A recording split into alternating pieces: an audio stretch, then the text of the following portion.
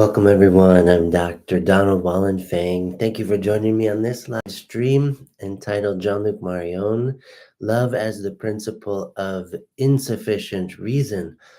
So we want to think about this together with Jean-Luc Marion in his book, The Erotic Phenomenon. Why does he call love the principle of insufficient reason in relation to the principle of sufficient reason of the Western Enlightenment, of rationalism, thinking of so many philosophers who participated in this rationalism since the dawn of this Western Enlightenment and all the things that transpired, especially in the European territories coming out of the 16th century, 17th century, 18th century, and following up to the present, and even the present cultural movement known as secularism, laïcité, in France, and all these various movements, the French Revolution, the American Revolution,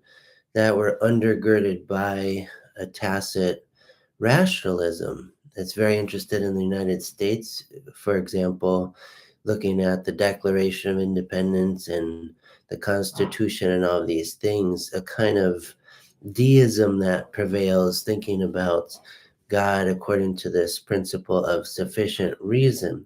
So in philosophy, of course, reason is the basis, it's front and center, but reason also has its limits. And even some of the best rationalists like Immanuel Kant and his three critiques of reason, the critique of pure reason, the critique of practical reason, the critique of judgment, recognize the limitations of reason.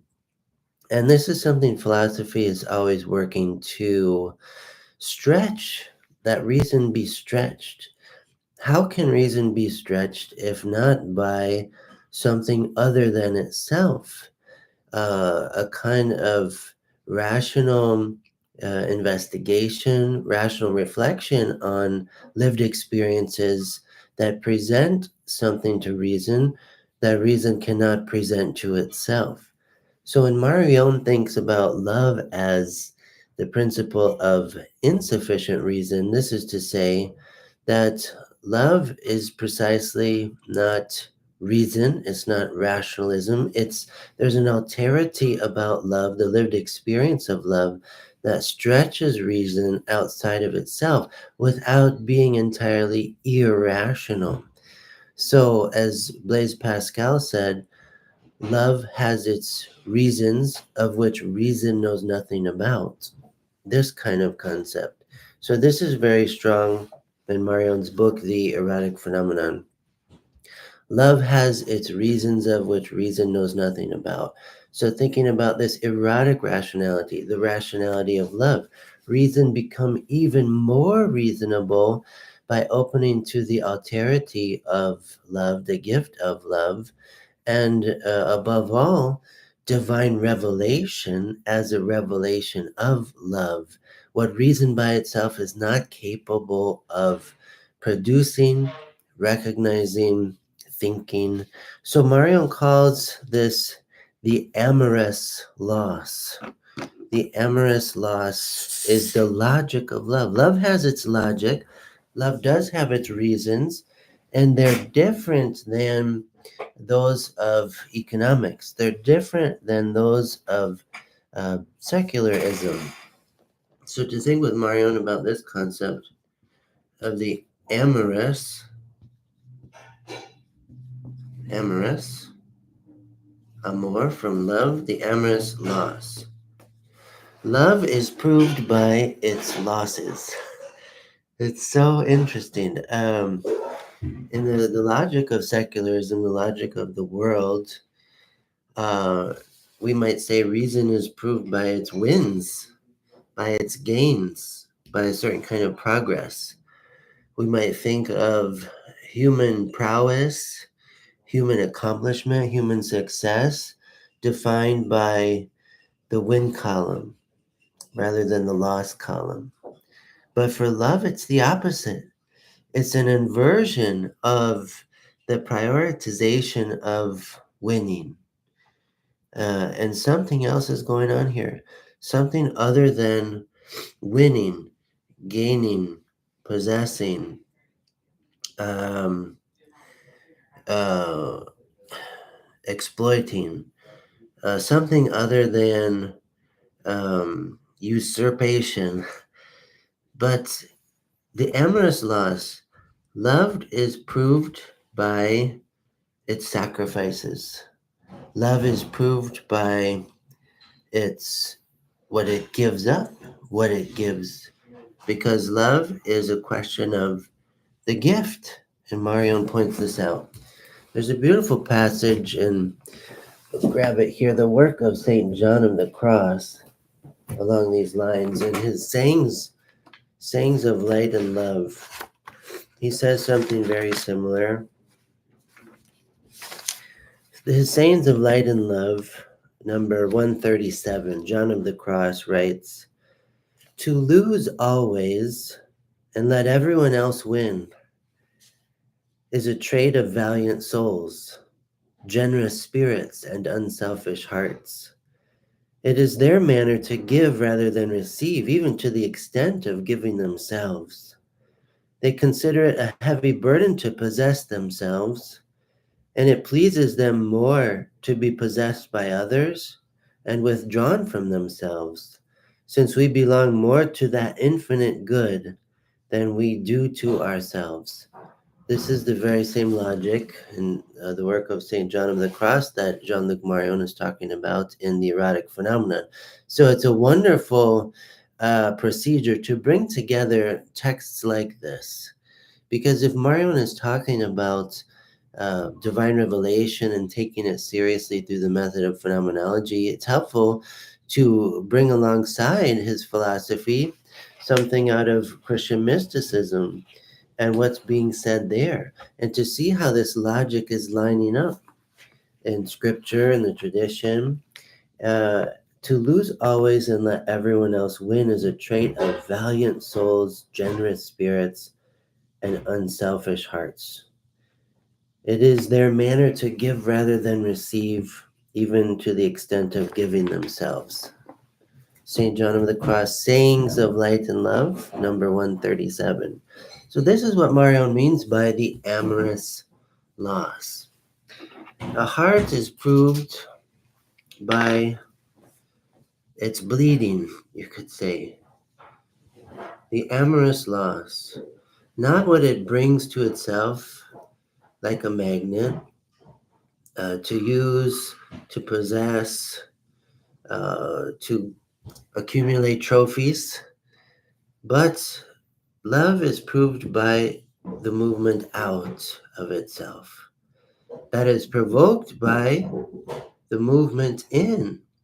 So it's this twofold exteriority that Marion calls the elsewhere in his book, The Erotic Phenomenon.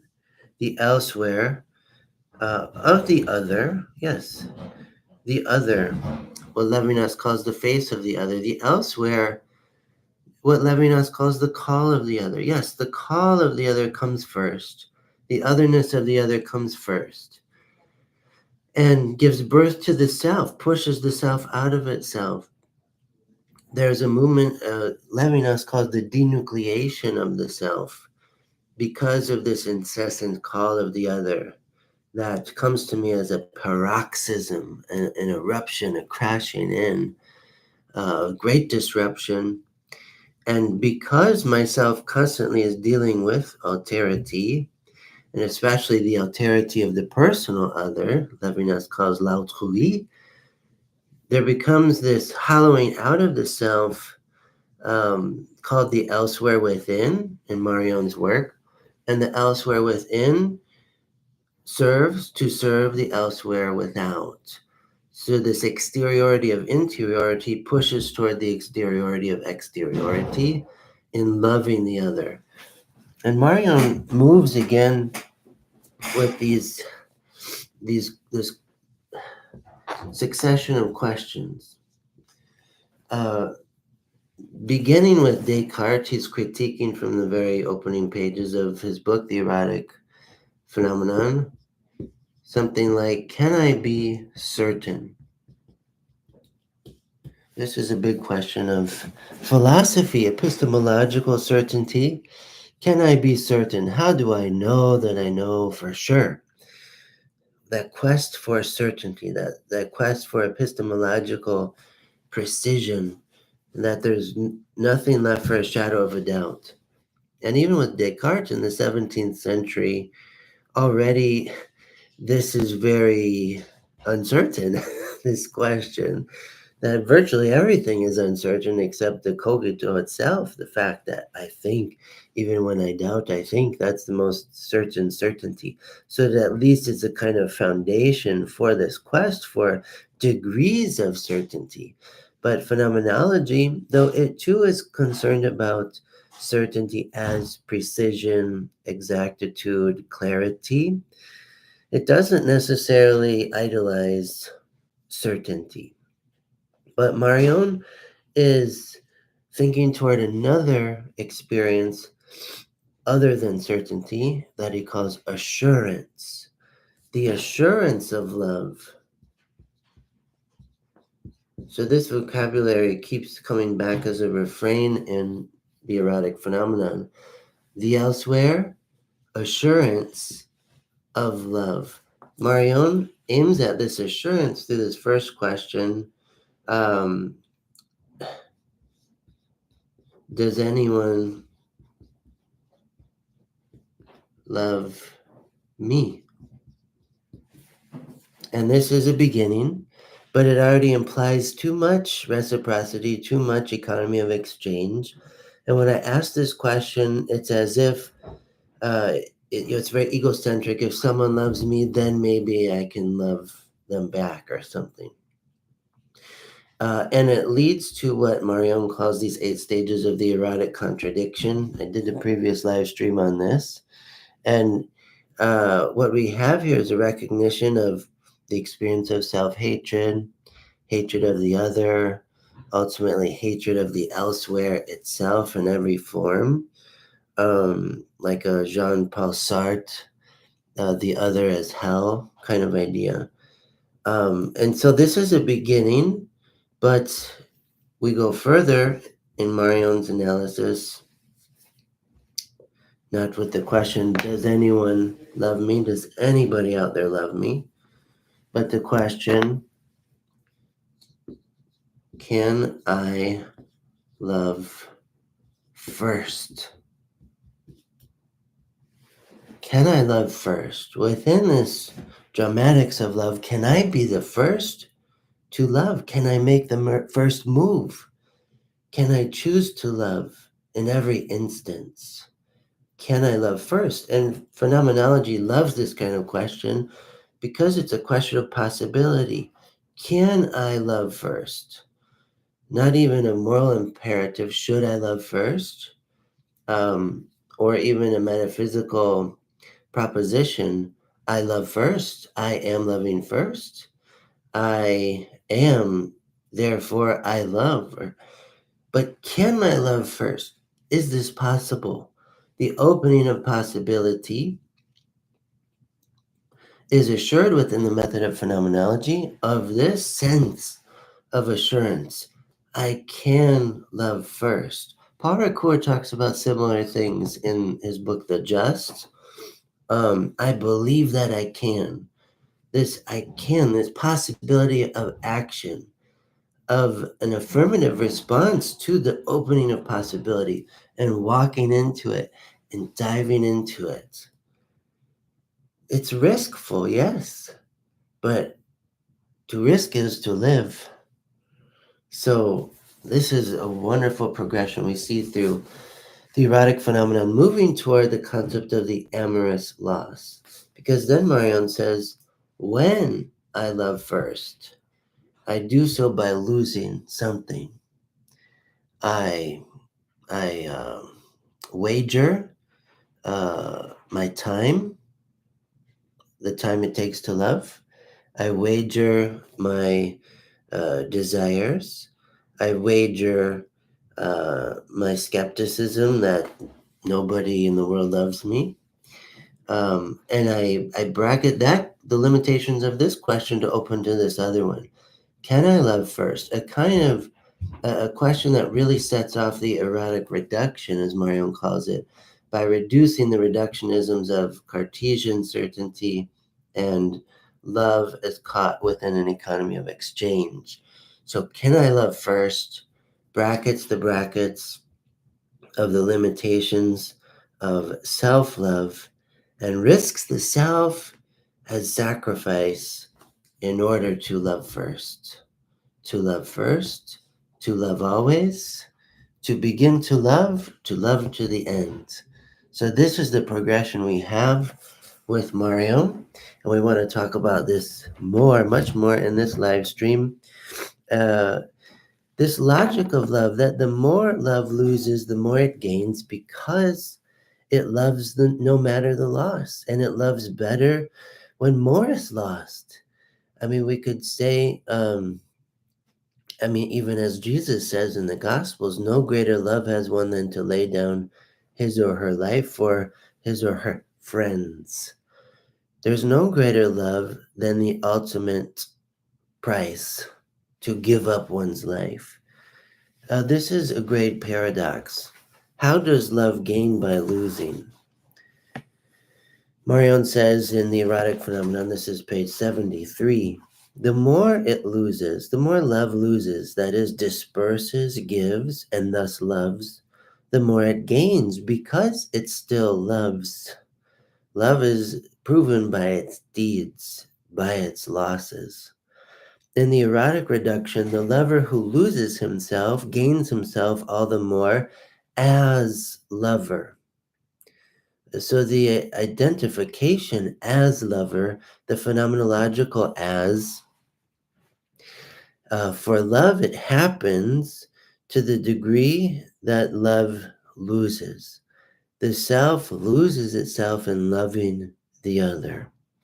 In this erotic reduction, Marion says, the lover who loses himself gains himself all the more as lover. He becomes lover. There's the givenness of the lover by loving, loving as losing. In fact, the objection still describes the amorous loss from the starting point of the prejudice of reciprocity. It still confuses assurance with the autarkic possession of every man for himself. This autarkic possession, as Blaise Pascal says, when the self says, this is my place under the sun, the whole usurpation of the world begins. This autarkic self-possession, which goes hand in hand with the rationalist principle of sufficient reason. But Marion is moving toward this principle of insufficient reason that is defined by the amorous loss, overcoming the prejudice of reciprocity, asking always, what's in it for me? But to love is not to ask, what's in it for me? It's always, what's in it for you? Love is this willing the good of the other and risking everything for this pursuit, for this goal, for this aim. This is the logic of love. The lover succeeds then on the order of assurance. The lover is assured that he is a lover based on all that he's lost in the adventure of loving. The assurance of loving that assures to the degree that the self is lost. So much self-loss, so much self-forgetfulness, so much assurance of having loved. So Marion moves from this juxtaposition of certainty against doubt to assurance against vanity to the love as gift against the reciprocity of an economy of exchange. And he moves through these degrees, through these three questions, beginning with the Cartesian question, can I be certain in my knowledge? Positioning certainty against doubt. How do I overcome doubt in philosophy? How do I overcome the suspensions of skepticism? Okay, it's a very interesting question, a good question. But Marion is pushing deeper into the erlebnisse of lived experiences and saying, do we not ask this question more passionately, much more often, in a constant way? Does anyone out there love me? And this moves of assurance overcoming the vanities of epistemological certainty and even knowledge itself, all these bits of knowledge and information. Vanity, vanity, all is vanity and chasing after wind. But when I ask the question, does anyone out there love me? I'm at least overcoming the vanity of certainty and knowledge. But this still gets caught up in this reciprocity, dynamism, and economy of exchange, asking, does anyone out there love me? And kind of putting love within an economics of supply and demand, we could say. But Marion pushes further, thinking about love as the gift against this economy of exchange by asking the question, can I love first? Can I love first? Which is to say, okay, everything I have in my possession, all my usia, all my stuff, all my substance, all the money in my wallet, all the money in my bank account, all the clothes on my back, everything in my possession, I'm going to hand over. I'm going to give up. I'm going to paradidomi in Greek. I'm going to tradition by betraying. I'm going to betray the possessiveness of possessions to in order to love first, because this is what it will take to love first, to be the first to give, to be the first to lay down one's arms, to be the first to surrender to the vocation to love. It's a love that costs, and Marion does not gloss over the fact. But what comes with the loss is the assurance that I am loving. The assurance that I love is enough for the lover to live as lover. This is an absolute assurance, Marion says. The proof is in the negative certitudes of the pudding of loss. The proof is in the pudding. The proof of the lover is in the absence of his possessions. The one who loves best lacks everything in terms of certainty, in terms of a principle of sufficient reason. The lover forfeits all of this, even in philosophy. The philosopher who loves seeks this assurance rather than uh, certainty. And perhaps this is the surest route to what John Paul II calls original innocence, a prelapsarian lived experience that overcomes the bondage of shame, of guilt, of sin. So there's this primacy in Marion, running the risk of the greatest exposure. This is the primacy for the erotic reduction, to run the risk of the greatest exposure. And this doesn't seem to make sense naturally, metaphysically. Metaphysics wants to secure the prerogatives of being and to persist in one's own being, this conatus ascendi. Thank you for the quote you saved from Dorothy Day. We must talk about poverty because people insulated by their own comfort lose sight of it. Yeah, very powerful quote there. Thank you for sharing that. Yeah, and this poverty we're talking about is definitely we can reflect on it phenomenologically, involuntary poverty, but especially we're talking about a voluntary poverty, becoming poor for the sake of love. Loving well involves a dilation of poverty, not in the sense of oppression, but a very paradoxical movement where the less I have, the more I love. And Dorothy Day was a person who lived that, really, in the flesh, in the Catholic worker movement. So to quote this again, thank you for sharing. We must talk about poverty because people insulated by their own comfort lose sight of it.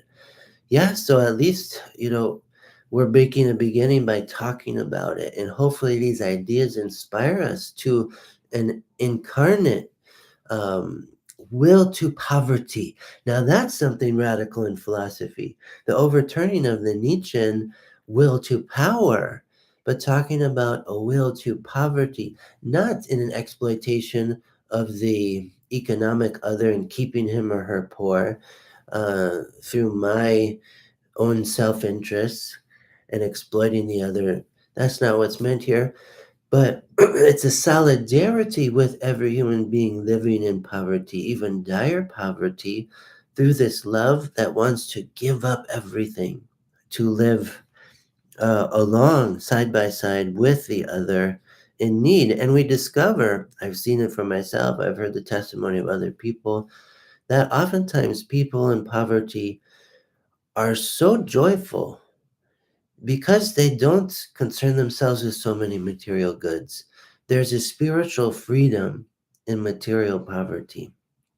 And all of these saints throughout history attest to this also, that they choose poverty to become rich in love. This is the logic of love. Love the elsewhere, loves in me. When I ask the question, can I love first? Yes, inasmuch as the elsewhere, the vocation to love that is not identical to the self, not identical to the principle of sufficient reason, loves in and through me. And then I have the assurance that I am making love. There's a poieo, a productivity, a poetics of love that emerges through the elsewhere loving in and through me from its own resources, an exteriority of interiority that begins in this centripetal dynamism of the recognition of the vocation to love, but then that moves in centrifugal fashion, in a missionary fashion, outside of the self, risking everything for this vocation. And it grants the lover the assurance against vanity and makes me change my tracks, changes my tracks of meaning, my tracks of purpose. And it's not, Marion says, that we must annihilate being from thought altogether, but to rethink being erotically. What might this look like? To think being beyond the typical Seinsfrage, to think being erotically. It's a movement, a progressive movement from ousia. Aristotle says to ask what is being is to ask what is ousia, what is substance. And ousia also can be thought of as property, as stuff, as the sense of having being. I have my being with the conatus essendi, the struggle to be, to persist in my being, and I do so through consuming other beings, other goods, eating, drinking, all the basic material needs, clothing, shelter, uh, and I might live this way, the securing of my ousia. But through the erotic reduction, the calling into question of the principle of sufficient reason, through this progressive movement, through the question, can I love first, involves a kenosis of being, an emptying, a self-emptying of one's own being that results in not ousia, but the parousia, which can be translated presence, but it has religious overtones of the second coming of Christ, the eschatological rendezvous of the communion of persons in communion with the Most Holy Trinity, the communio sanctorum. Ousia, through kenosis, become the parousia, the presence of the lover, because of the absence of all his possessions.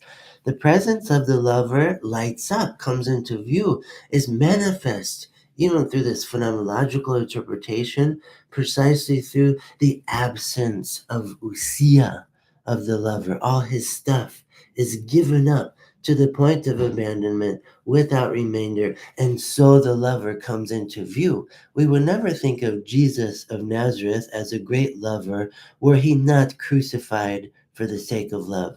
If he never died, if his body was never laid in the tomb, the evidence of his love would be lacking.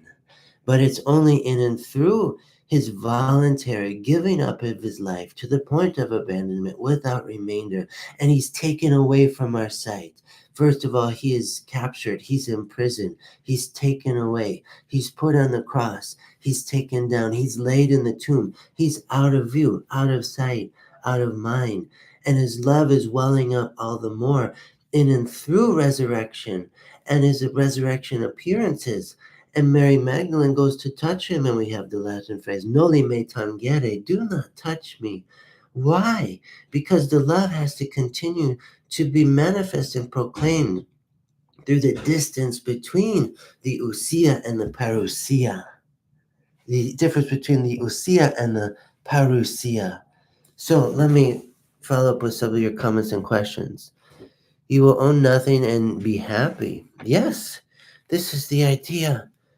It's amazing, and we see the evidence of this in people who live this way. And so, how is Anders Nygren's book Agape and Eros a good contrast to what Marion is doing? Yeah, Marion is critiquing Nygren's classic book, and in Nygren, the thing that he's doing in that book that's true is in the New Testament. We don't have the word eros at all in Greek. We have agape every time, virtually every time we see the word love in the English translation of the Greek New Testament. We have the critical edition here. Um, it's agape when Jesus says, love one another as I have loved you, agape. When he says, no greater love has one than to lay down his life for his friends, agape. When he says, this is my commandment that you love one another, agape. Remain in my love, John 15, agape. It's agape, always agape. So Anders Nygren in his book is pointing out this fact, and he's contrasting agape with eros, and that he's saying Christian love has to push away from eros, over and against eros, agape overcoming eros. But Marion, drawing from other places in the tradition, the Christian theological tradition, Dionysius the Areopagite, for example, in the 6th century, speaks of God as both agape and eros. And we see this in Pope Benedict XVI's encyclical in the year 2005, Deus Caritas Est, to quote from 1 John, Theos agape estin. In Greek, God is love as agape, but inasmuch as there's something erotic about this love too. And Dionysius the Areopagite says God is both agape and eros. And Benedict, in part one of that encyclical, is very helpful. It really piggybacks on these ideas in Marion, not directly, of course, but a common genus in this Augustinian intuition of gift and grace. What Marion is doing that is in contrast to Anders Nygren is rehabilitating eros alongside agape and promoting the unity of these two concepts of Greek love. Benedict XVI does the same in his encyclical, God is love. And so it's an animation of agape even more through eros. It's a recuperation, a hermeneutics of retrieval of the Platonic transcendentals of beauty, goodness, and truth.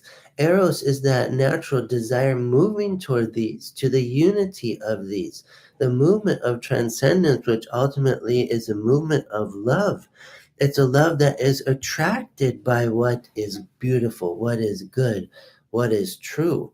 So Marion doesn't want to let love become withered up, dried up, if we only talk about agape, agape, agape. Yes, a pleasure. Thank you for asking this question. So I would definitely recommend reading Marion's Erotic Phenomenon alongside Nygren's Agape and Eros, and also Pope Benedict XVI's 2005 encyclical Deus Caritas Est. Reading these things together, all these cross references, we'll get at this fuller picture of love, a fuller expression of love.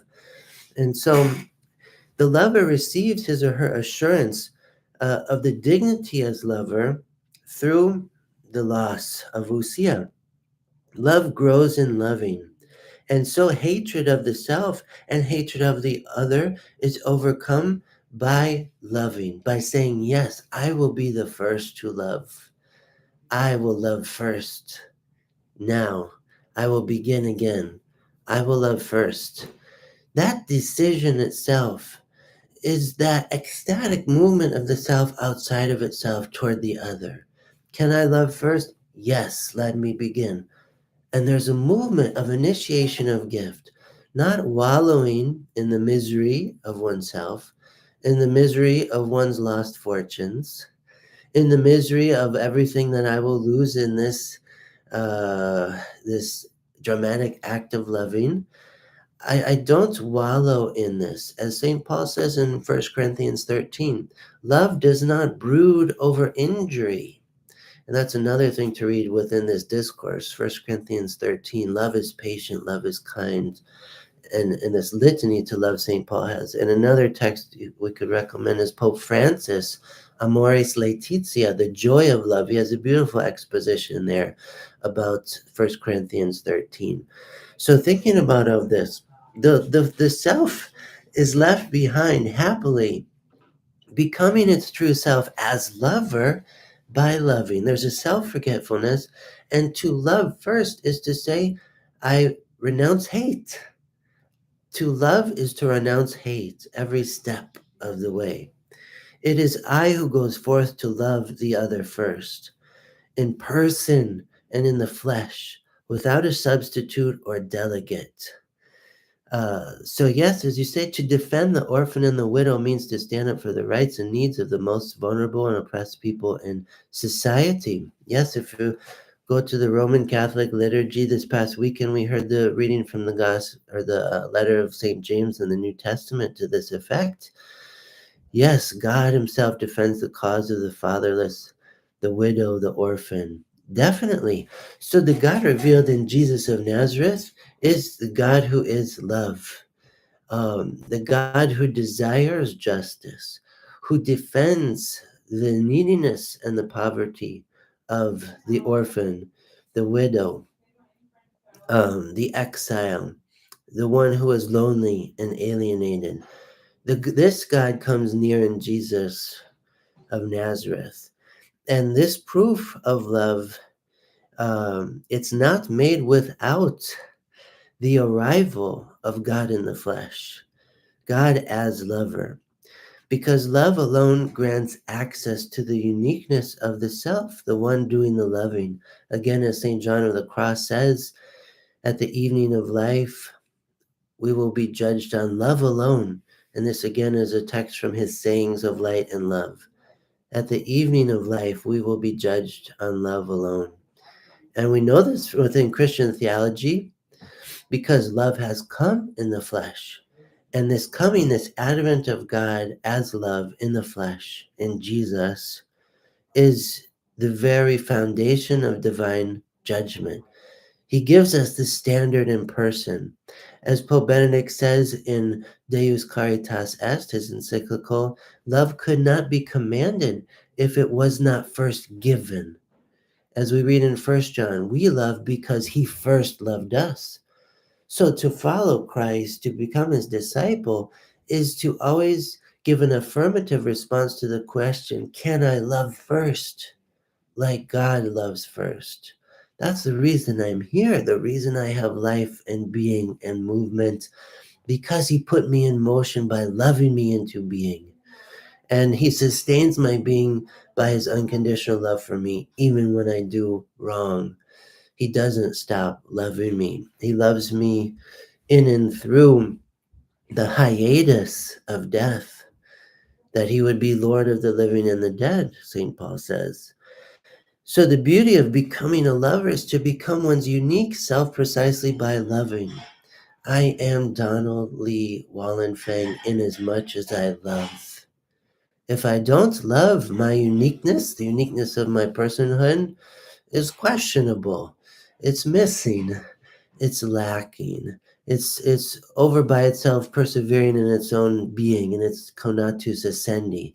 And there's something very stagnating and sterile about being qua being. If I just achieve my being as my being, the uniqueness of my name and face doesn't appear, just my being along with the rest. But when I love, it is I alone who love as me. So, as you say, this quote from, thank you for all these things, Isaiah 117, have a look at this, which I will right now. And also, as the other quote, to love your enemies as what the Lord commanded. It may seem absurd, but this is what Blaise Pascal means about loving, as having reason of its own. That, yes, that is what Pascal would mean, because it doesn't make sense to love one's enemies according to nature, the one who threatens your being. It would make more natural sense to go to war with the enemy and to destroy the enemy's being. And then I still have my own.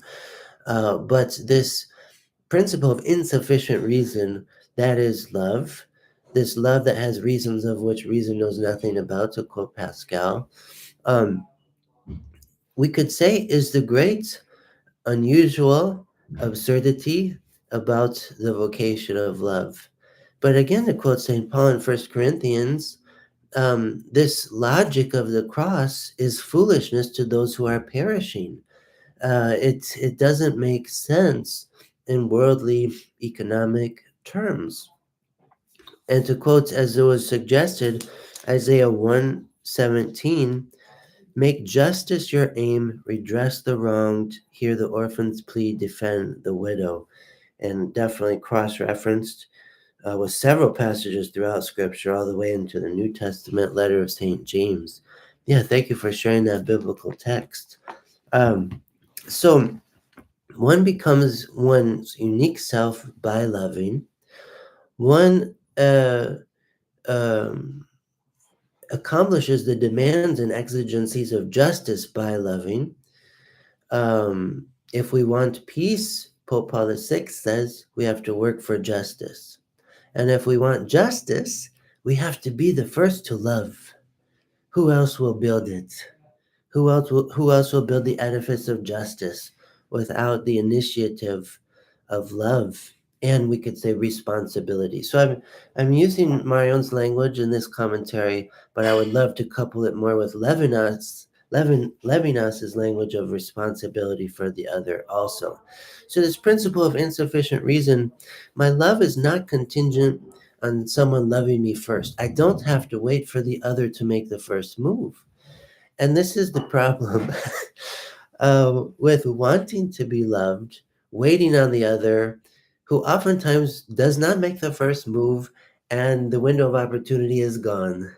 If you think back to your adolescent loves of this one or that one, when you waited for her the whole time and it never came, because you never initiated the gift to see what would happen. Maybe you did in some cases, but to initiate the gift of love, to say, you know what? I love you. I'm interested in you. I'd love to spend more time with you. That initiation of gift opens the possibility of the response of the other to enter into that relationship of love, without which it doesn't get off the ground. It doesn't take the next step. Someone else will make the first move. So again, the quote, First John, we love because God, first loved us. And we could also say we love in a loving relationship because I first loved you.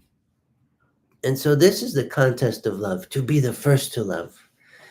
This is the only competition worthy of entering its playing field. The contest to be the first to love. Who will be the first to love? Who will make the first move? I want it to be me. I want to be the first to love. You can't go wrong. I have a responsibility through the call of the other, the call from the elsewhere, to love the other. A love as vocation that is driven by the call of the other itself. This erotic reduction Marion talks about works to overcome The logic of economy, the rituals of exchange, and the transparent participants, often transparent and anonymous participants in this economy of exchange or reciprocity of goods. Amazon, for example, online store, does not care who you are. It just cares, do you have the money to buy the product? It doesn't matter who you are. It matters, can you make the transaction? But the erotic reduction brackets all of these ways of living, these ways of being, of supply and demand, of cost and product analysis, of only pieces of business, of only this Heideggerian readiness to hand of tools and objects, overcoming this anonymity of the participants in what is going on. The erotic reduction brackets, these brackets on reality, and opens, lets the horizon of lived experience dilate all the way to what is most inward of the person, the questions about love, as well as what's at the extremities of lived experience, and the impossibility of reaching the other really, truly in a meaningful relationship, not just a business transaction, and this dramatics of love. Because for an economy of exchange, the lover is not allowed to come forth. It doesn't matter when you fill out your profile on Amazon as a consumer. Are you a lover? You're not asked that question. It doesn't matter. Do you love or not? Do you buy or not? That's the question in this world of economy. But there's a different kind of economy called in the Judeo-Christian tradition the economy of salvation, which is run by a gift that is unmerited. Salvation is understood as given by God, God become flesh in Jesus the Christ, as grace, as unmerited, undeserved, as totally surprising, just as surprising as my existence itself. Wow, I didn't know I could exist. Yet here I am. And little did I know I could be saved and how I might be saved. In this whole human history, this drama of salvation, this economy of salvation, works according to a different logic than what we see in earthly possessions, in buying and selling, and an accumulation of usia, of goods for oneself. So we're not dealing with this erotic phenomenon with an immaterial merchandise. It is a transcendence of merchandise. And we can think even of simple conversation, how conversation itself, dialogue, begins this erotic phenomenon. And the lover appears when he engages himself without any guarantee of assurance. In the figure of the gift abolishing economy, an economy of exchange or social transaction, the lover appears here. Reciprocity governs all commerce, even the carnal sort.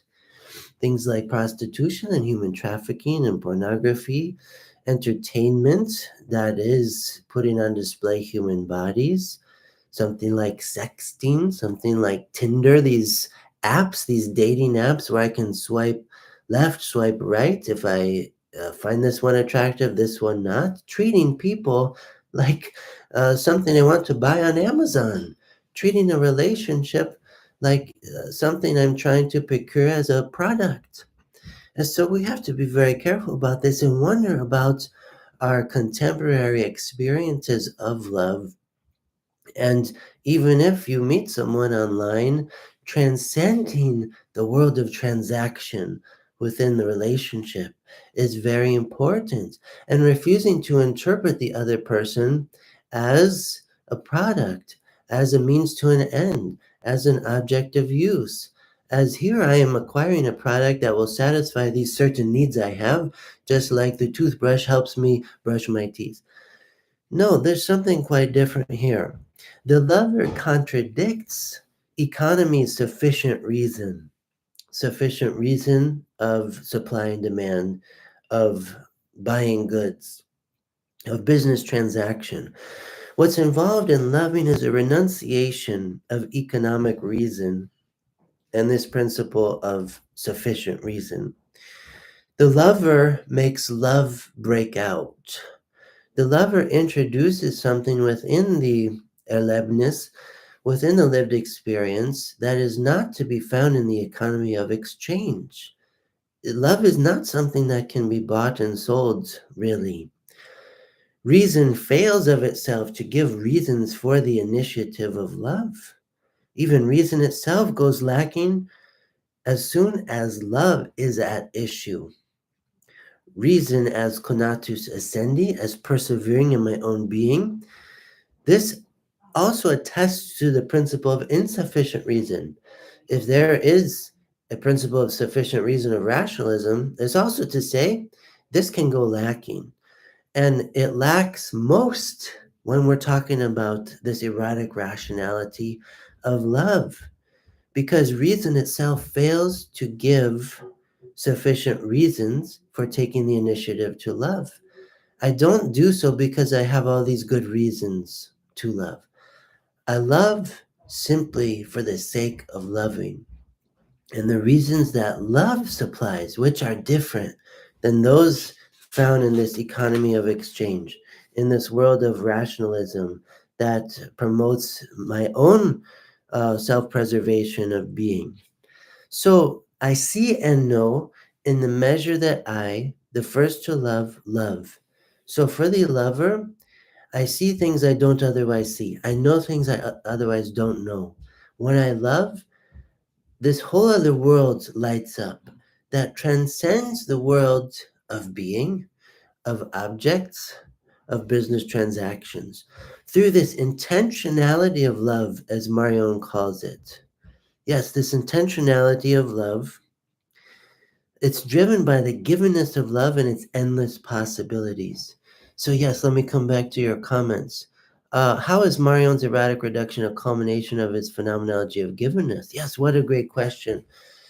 It is a culmination of his phenomenology of givenness. By taking givenness seriously as the primary concept in phenomenology, the primary thing within lived experience, getting back to the things themselves, like with Husserl, where this moves is the magnitude of the givenness, the magnitude of the giving, the magnitude of the gift. So in his book, Being Given, toward a phenomenology of givenness, Marion gives us a phenomenology of the gift.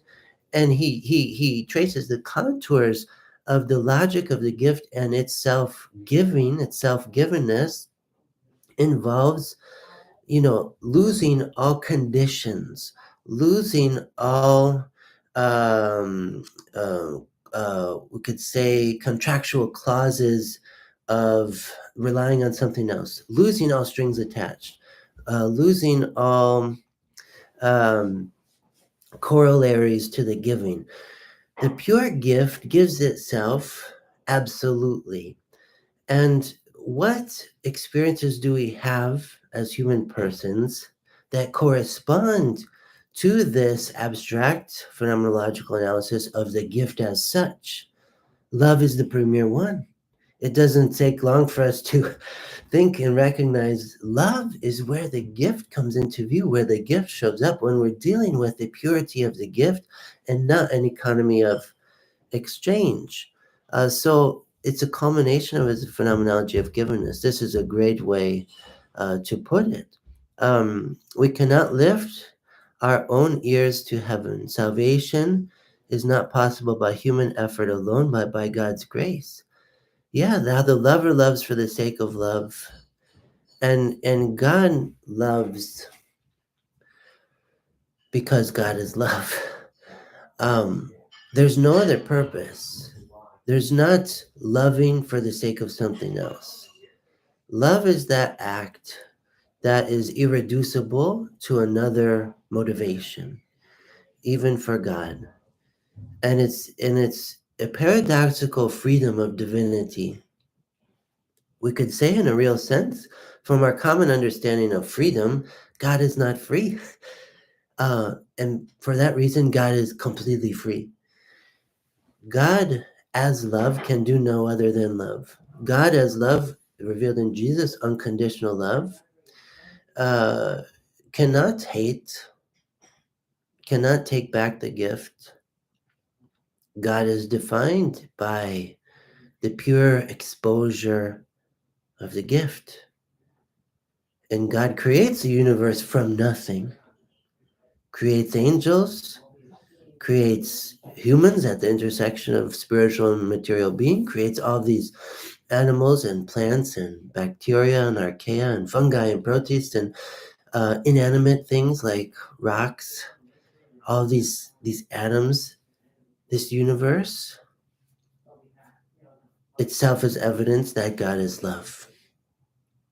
There's no other reason for it to exist than the insufficient reason of love.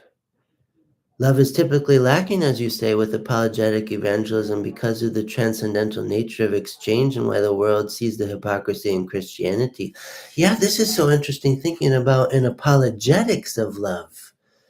And how does Marion's book, The Erotic Phenomenon, give us um, material for this apologetics of love?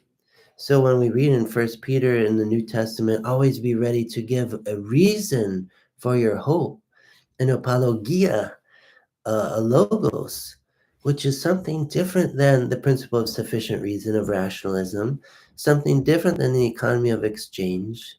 I don't have hope in this Christian way of life because I'm going to be rich someday, or I'm going to have all the material goods I want, or because I'm guaranteed to be healthy and live a long life.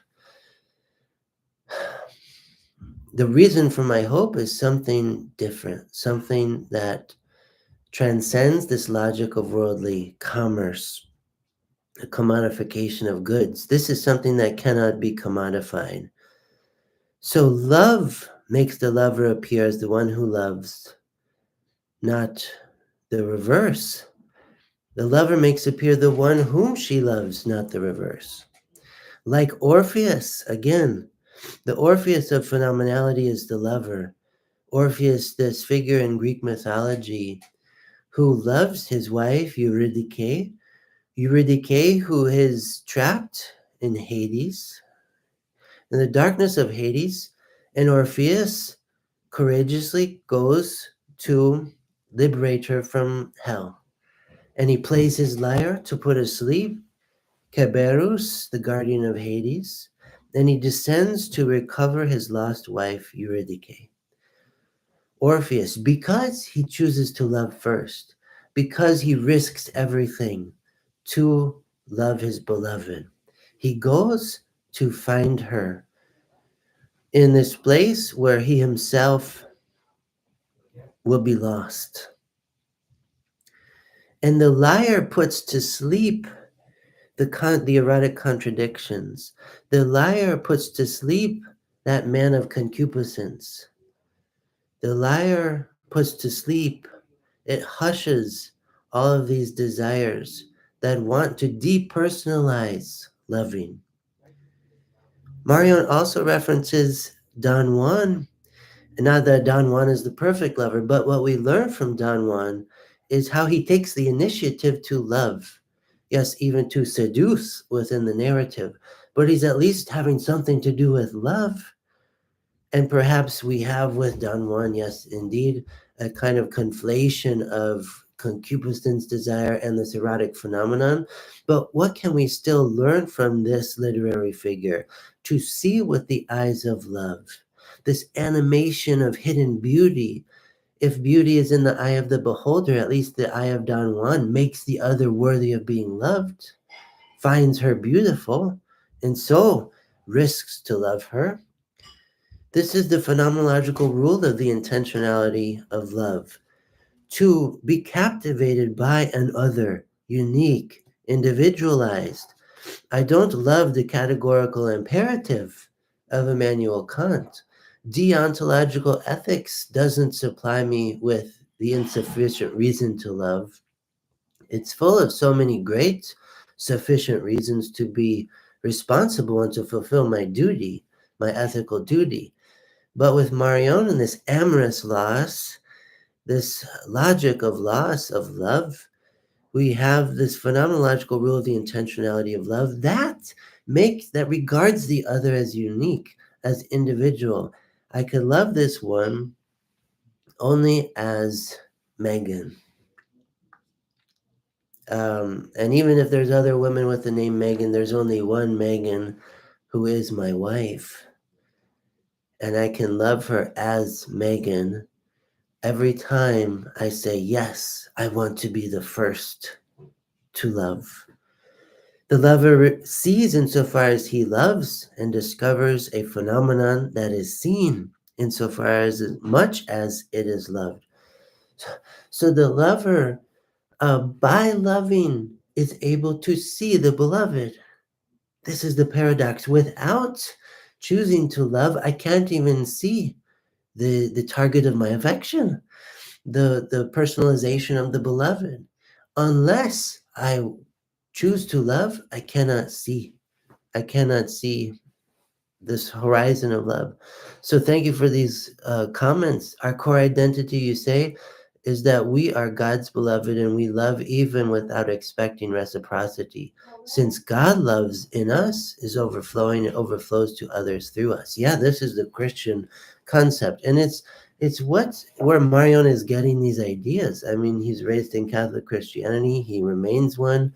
I have another video on my YouTube channel about him saying, answering the question, why remain Catholic? So Marion's philosophy is very much informed by this context of Christian theology, and he is a philosopher who does not want to proceed through methodological atheism like many of his predecessors, Husserl and Heidegger, for example. He doesn't believe that we have to become an atheist to do philosophy. He says by doing philosophy in an atheistic way, it's a half-baked philosophy because we're reducing the whole of reality, the whole of what's giving itself, to something very small, some very few parts of the whole. But if we are serious about thinking toward the whole, we have to bracket the reductionism, and atheism is one of them.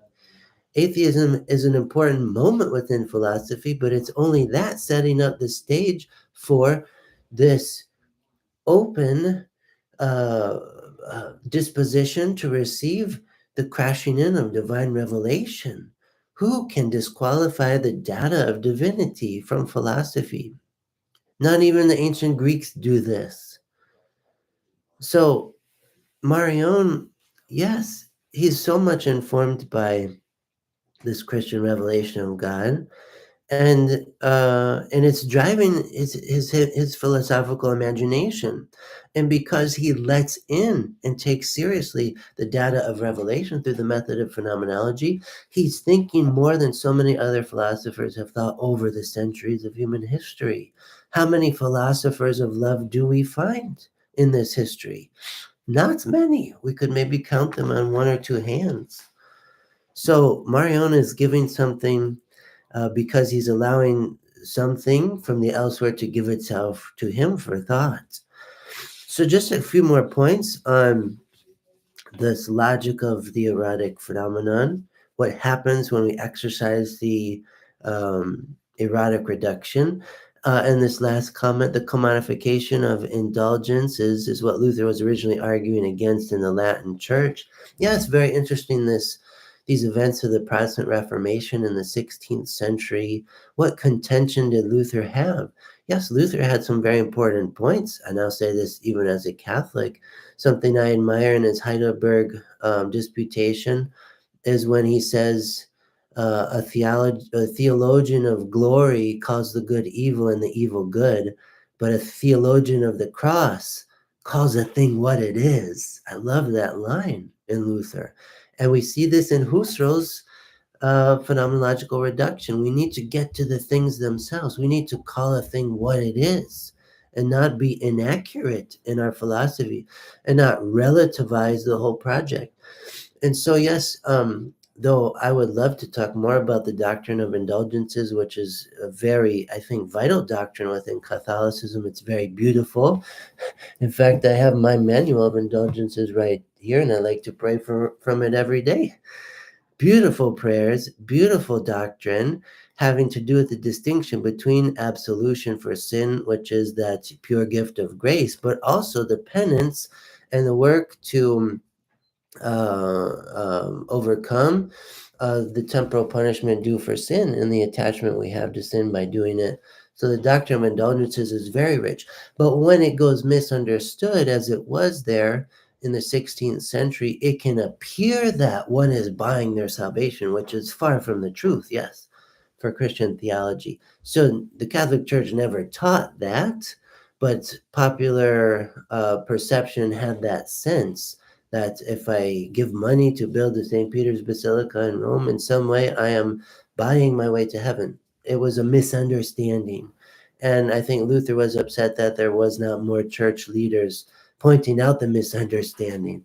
So, in any case, Luther has many good points, but in theology, as in philosophy, we want to be careful not to let any kernels being thrown out with the husks in these moments of critique. So, to resume our commentary on Marion, just a few more points.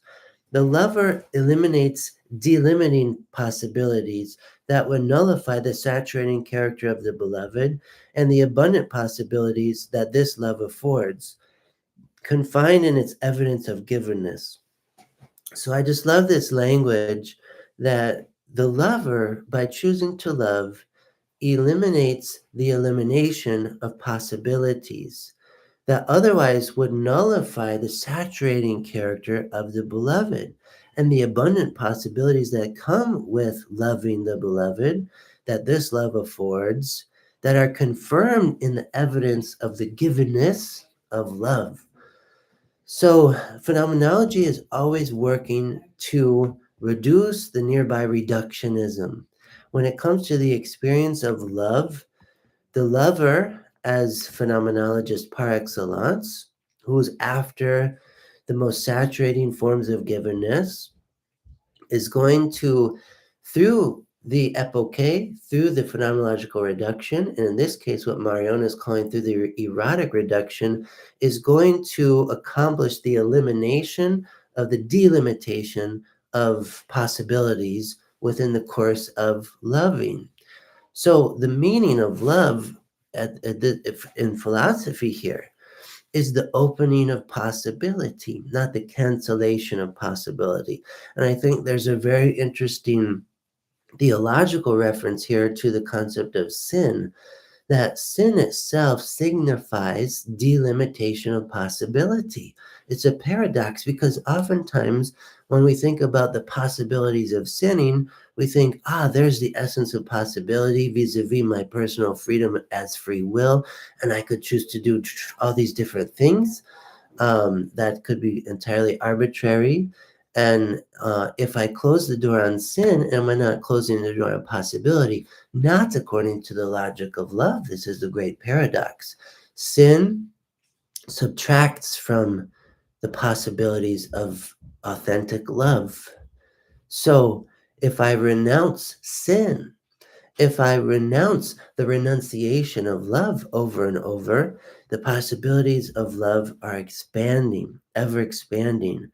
So there's a unique facticity, Marion says, that comes forth in this act of loving, one that is not repeatable, not reproducible, not manufacturable, kind of facticity, the fait accompli of love, the accomplished fact of having loved.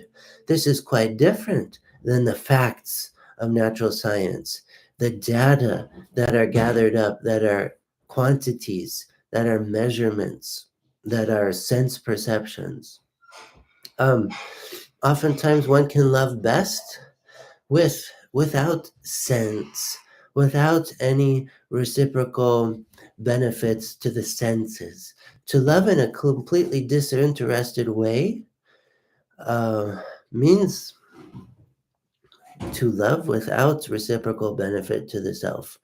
So, as you say in the comments, the idea that also exists in popular culture and in association with the mafia to the church, the Godfather movie.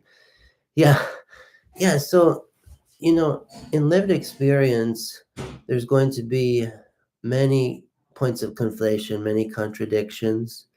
And when there's collusion between what appears to be the church as institution and a secular institution in a business or something like mafia, um, we have here the risk of um, collapsing our hermeneutics into a hermeneutics of suspicion alone. I've talked about this in previous live streams.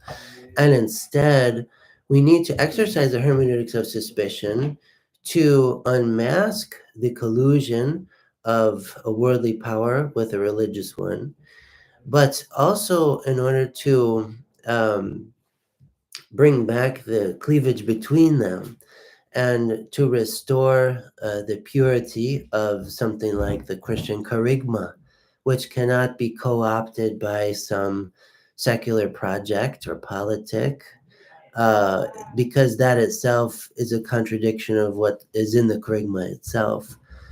So, what Marion's philosophy is helping us to do is to dilate our philosophical hermeneutics so it's beyond suspicion, it's beyond an interpretation of everything according to certain motivations, such as the Freudian libido principle, the Marxian materialism, and the Nietzschean will to power. These things function within human experience, but they're not the only things that function.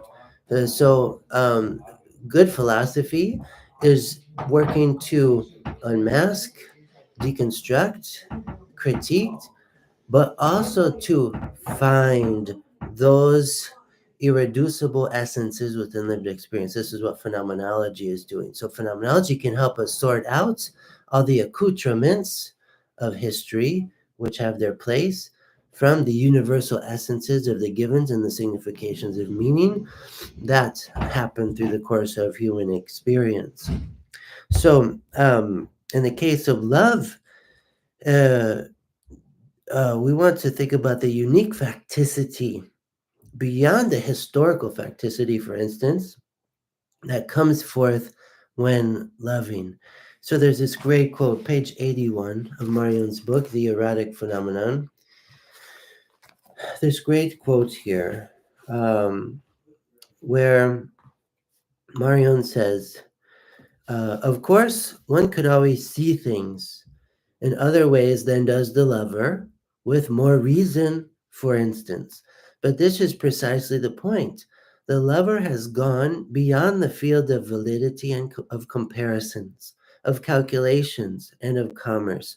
He can no longer see otherwise, nor see anything other than what he sees. And what he sees decidedly no longer has the status of a thing, but of a beloved. So this is quite amazing. We could talk about this as the erotic turn within phenomenology with the work of Jean-Luc Marion. So even further than Husserl's pursuit of the things themselves, Marion is pursuing the beloved herself. That's something quite different, even more radical.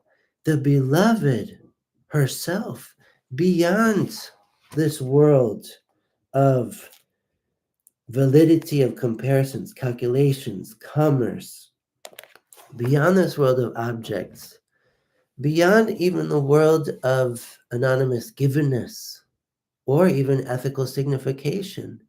This is a point Marion challenges Levinas on, that Levinas brings us to the universal human vocation to become responsible for the other, even the personal other.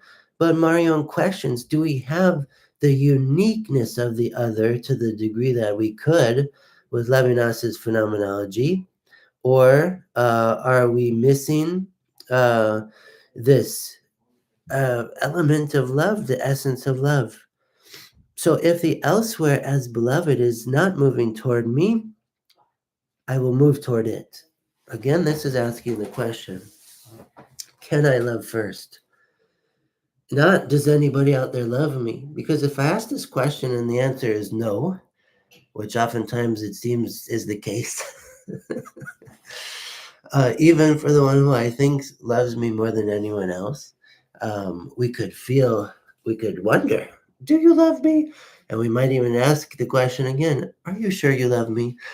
Um, but because this is too much locked in a hermeneutics of exchange, of reciprocity, we have to push toward, can I love first? The nakedness, the bareness of the self, of the soul. Can I love first in this ultimate exposure, this ultimate vulnerability? Even if the other is not approaching me with any gift of love, can I dare to approach the other with my gift of love, the gift of myself? The whole point of being a being for metaphysics, the whole point of having ousia is to give it away. This is the discovery in this philosophy of love that's definitely informed by Christianity. The whole point of my ousia, my being, my stuff, is kenosis that we read in St. Paul's letter to the Philippians in chapter 2 about Jesus, though he was in the form of God, though he though he is divine ousia, sharing the divine substance, God the Son is God the Father and God the Holy Spirit. Though he Though he came in the form of God, he did not regard equality with God something to be robbed. Like the prodigal son we read about in his parable, who takes his ousia and squanders it, who takes his ousia for himself. Give me my inheritance so I can live. The whole point is something of the reverse in Jesus. His inheritance, his divine nature is emptied in and through his human nature, through a parousia of presence, the absenting of this divine status, which confirms it all the more through this incarnate presence of proximity of peace that Levinas talks about. The shalom of God comes through a kenosis of divinity itself. And so it is for the genuine lover. Can I love first and take my being and take my ousia and empty it, make of it a gift in the parousia of my advance, of loving the beloved. So love then becomes its own most sufficient reason. It does not look for any other, in other words.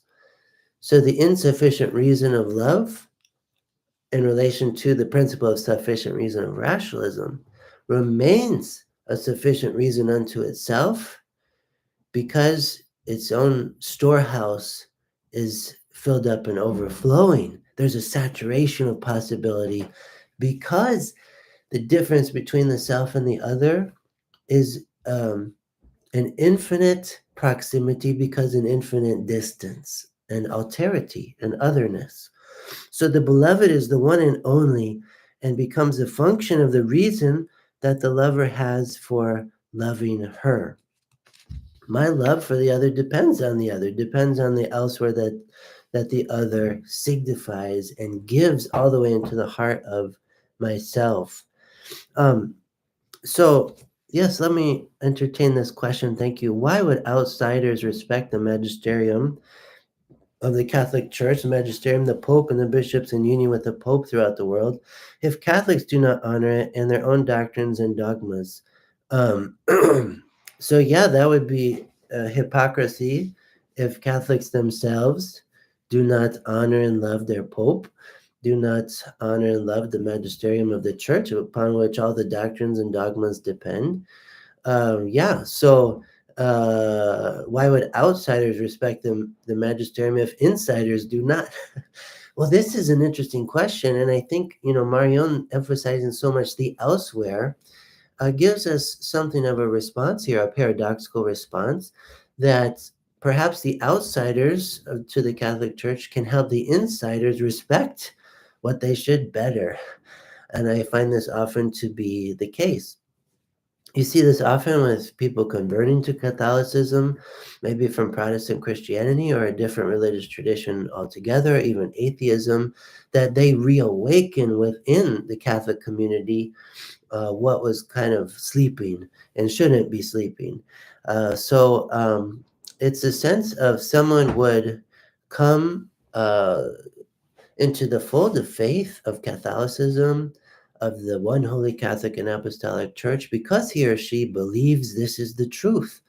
That's the main reason to become Catholic, not to gain any social privilege or prestige, um, not even for any kind of self interest that would be secondary to the primary point of pursuing the truth in its fullness. This is the reason. This is the point. So, in spite of all the hypocrisy and the checkered history of the institutional aspects of the church, or colonization, or oppression of peoples by so called Christians, all the contradictions themselves, again, don't disqualify the possibilities of love. And the Catholic Church exists because of the gospel of love. No proclamation of love, no incarnation of love in Jesus Christ, no Catholic Church, no sacraments. So love is primary, the gift of love, the purity of the gift. This is why, as a Catholic myself, I'm confirmed in my Catholicism every day, because I recognize in Catholicism the paradigmatic within lived experience. As theologian David Tracy says, the paradigmatic is the real. And I don't find anything to compare here when we're talking about love given to the point of abandonment without remainder, and this is the love of God. I can't think of any more divine concept than this one. I haven't encountered one. As the German poet Hölderlin says, quoted in Ratzinger's book, Introduction to Christianity, not to encompass the greatest, but to allow oneself to be encompassed by the smallest. This is divine. A thought like that, to me, is so saturating that it testifies to the veracity of divinity. And moreover, the veracity of divinity that has a face and name in Jesus Christ, Jesus of Nazareth. We have this motif that is beyond the power of the mythos. We have a kind of resonance of the mythos in the Christian kerygma, but because it's incarnate in real lived history, and in a sense interferes with the natural tendencies of history by introducing something supernatural within this historical terrain, matrix, chronology, introducing a chirological eruption into the chronological banality and monotony of self interest. We have the entrance of the alterity of divinity here, the holy other who is God, but the transcendence of God being made accessible to creatures through a divine immanence.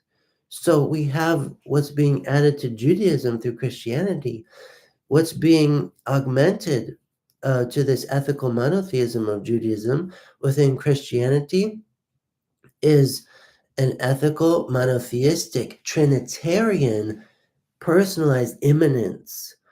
And so, even for Levinas, in my book on Levinas, who I respect so much, his work so much, at the end I ask, what might be the transcendence of transcendence for Levinas?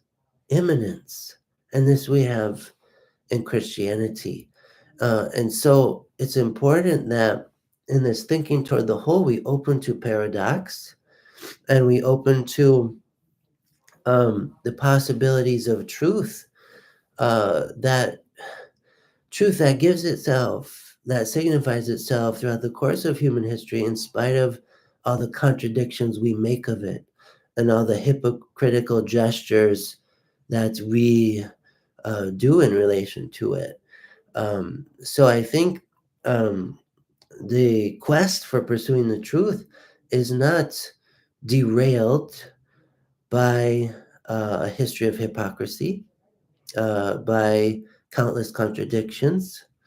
The pursuit of the truth is made urgent all the more because of all of this, and to allow truth itself to cut through all of this, to make its way to its interpreter. So I like how you say in the comments, the love of God is spontaneous and unmotivated. Yeah, in the sense that there's no other secondary motivations to loving God. It's an absolute gesture of the self. We call it faith. It begins with this intentionality of faith that quickly becomes the intentionality of love. Because we can say we have the intentionality of faith uh, in relation to almost everything. I believe that I'm talking right now. I believe that there's light shining. I believe all these things. I believe that the Earth is round, more or less, that it orbits around the sun. All this stuff I've been told and taught and by natural science, though I myself am not the one making all the observations. This was Descartes' big issue. He says, how can I rely on all of these testimonies of knowledge and truth if I'm not the one doing all the observations and calculations? And so he did a lot of them himself, but of course, only a very small fraction. So we depend on this testimony, this evidence from all of these others already, and intentionality of faith allows us to depend on it. Moreover, though, when we're thinking about God, there's an intentionality of love that is the only adequate response to the love who God is, who God reveals himself to be. Um, so this comment about libertarians love the idea of free expression until they hear someone disagree with it. Um, so, you know, the beautiful thing about phenomenology is it lifts above the divisions of political ideology. And I think this is something we see within Catholicism itself. Another reason I love Catholicism is because the very meaning of the term from the Greek kataholos, according to the whole. And so we could say in a very paradoxical, political way, Jesus is neither liberal nor conservative because he is both. Because he's both, because he avoids the reductionism of one side to the other, because he renounces where extremes meet, as Aristotle says, extremes meet in these extreme reductionism, in very hegemonic utopian visions that are driven by a kind of prevailing self-interest. So Jesus is a thorn in the side of both sides of the political spectrum. And so, yeah, we see all of these ironic phenomena lighting up within the world of politics. But I think the most important thing is concerning politics for philosophy is that we don't let our philosophy become merely a political philosophy. We don't let it become just another ideology, which will be some version of sophism, that I will try to argue a point because I want this practical thing accomplished. It's like a good lawyer, like I'm going to argue this case, whether or not I actually believe in it. I just want to win the case. Um, and so philosophy always has the near temptation of sophism, of political ideology, of prioritizing praxis over theoria, of practical outcomes over theory and contemplation. But even the ancient Greek philosophers teach us, though there's a very important place for ethics and politics within philosophy, it ought not to start there. It ought not to primarily live there. The best philosophy is one in which we have agere sequitur esse, doing following being. And in the sense of Marion, in order to love well, we must contemplate its possibilities first. Yeah. So I welcome any questions at this juncture. and I will save some other points for the next live stream. If you have any more questions and comments, I welcome them. This live stream entitled Jean-Luc Marion. Um, Jean-Luc Marion, love as the principle of insufficient reason. So hopefully, so far I've helped made this clear. What does Marion mean by this principle of insufficient reason of love? Again, it's in relation to the rationalist principle of sufficient reason, the rationalist recognition of the conatus essendi, that's a very natural phenomenon in every person, the struggle for being, the contest to be, to persevere in one's own being, no matter the cost, over and against the rest. And I'm struck once again, in the United States, as football season is upon us, is one of the things going on. And someone who, as a young person, was captivated by the sport of football, and as a quarterback, and it was like a huge deal to me. And it was driven by competition.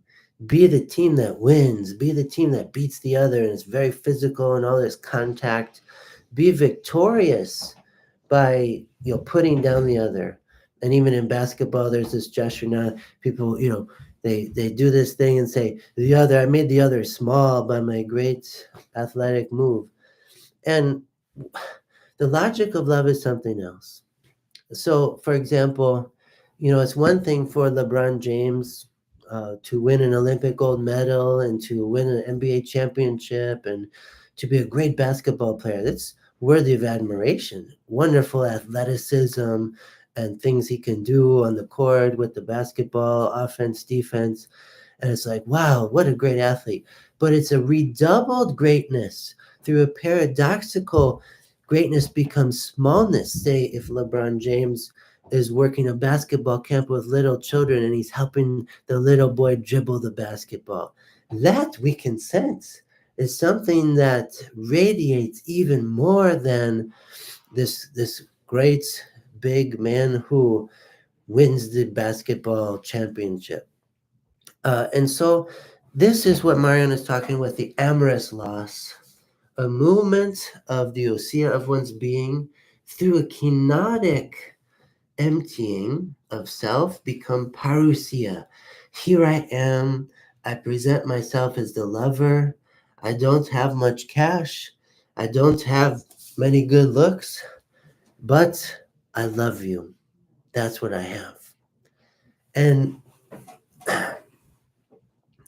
the nobility of that kind of love, this is what Marion is helping bring into view through the erotic reduction, this erotic phenomenon, this penniless kind of love, which is the richest kind of love. A love that is satisfied by simply loving.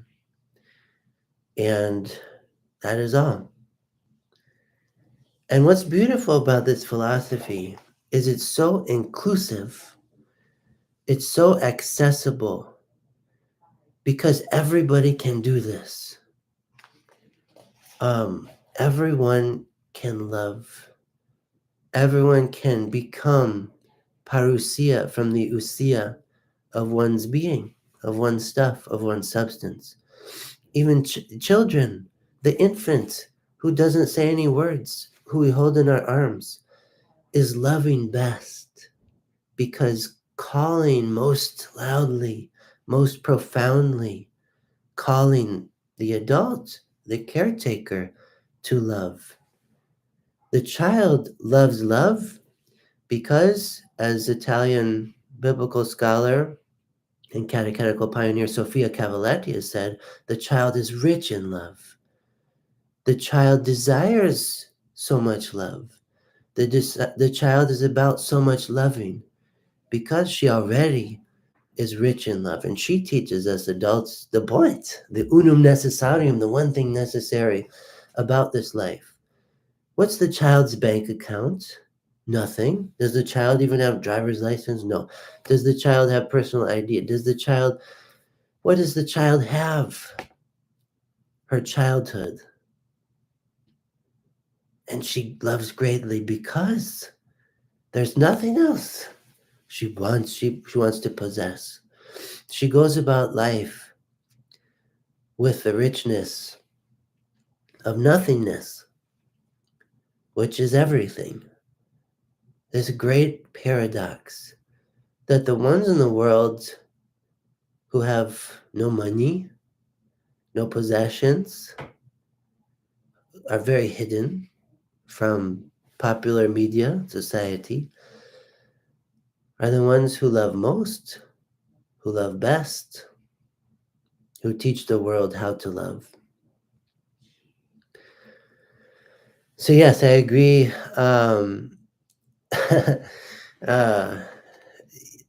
Mario's phenomenology, there's a great beauty involved here. But the beauty is a residue of the point. It's beautiful because it's not aiming at beauty. This is a great paradox, too. Everything we have here in this philosophy of love, we're going to encounter paradox because the paradox opens saturation, saturation of meaning, saturation of givenness. And so Marion, as a philosopher, attends to the paradox and all these paradoxes of love. And therefore, we get this sense of the transcendence of this is beautiful, even in a sense of beauty that I didn't know existed. I thought this was beauty. But now, with the question, can I love first? What we find is through the intentionality of love, we can make beautiful. We can make beauty. We can the beauty itself is revealed. It reveals itself through the intentionality of love. And so he refers to Don Juan in this respect. Don Juan, who regards the other, the beloved, the one he's loving, as beautiful, and so he loves her. And other people might think, I don't see beauty in her, but the lover does. There is no one outside of the beautification of the lover. And this is why Jesus of Nazareth is the lover par excellence, God in the flesh, who metaphysically made all of us. And and God doesn't make something that doesn't have beauty. Everything from the hand of God is by definition beautiful. And it's not so much a qualitative judgment. It goes right along with the unity of the other transcendentals. It is good to be, and if one is, it is true that one is. And the unity of goodness, truth, and beauty makes beauty light up all the more. Beauty lights up all the more because of this erotic reduction, the will to love, the intentionality to love. And when I choose to love first, every person is beautiful, is made beautiful in it through the intentionality of love. But the paradox is because that person is already beautiful. It's not that I make him or her beautiful. I recognize their beauty because I choose to love a beauty that's already there that maybe I was missing all along. And so the intentionality of love opens the world of aesthetics like never before. And beauty can be found everywhere because it's been giving itself there all along from this elsewhere. And it's signifying itself even in the depths of the self. So the elsewhere for Marion comes with an aesthetic dynamism. And the elsewhere never will stop being beautiful because there's always an elsewhere in relation to the self. And instead of hating it, as we experience in the erotic contradiction, when I only ask the question, does anybody out there love me? Instead of hating this elsewhere, by instead asking the question, can I love first? The great paradox is that by losing everything, I gain everything. The world gives itself to me because I surrender to the givenness as the lover. As the lover, I gain everything. I possess everything because I renounce possessing everything. John of the Cross. This is exactly what we see in his mystical theology, his poetry, his image of Mount Carmel. This image where everything it's this movement of the nada, the nothing, not this, nor that, nor this other thing. Everything is given. And to quote, I think it's Saint Bernard of Clairvaux, nothing is lacking where everything is given. Nothing is lacking where everything is given.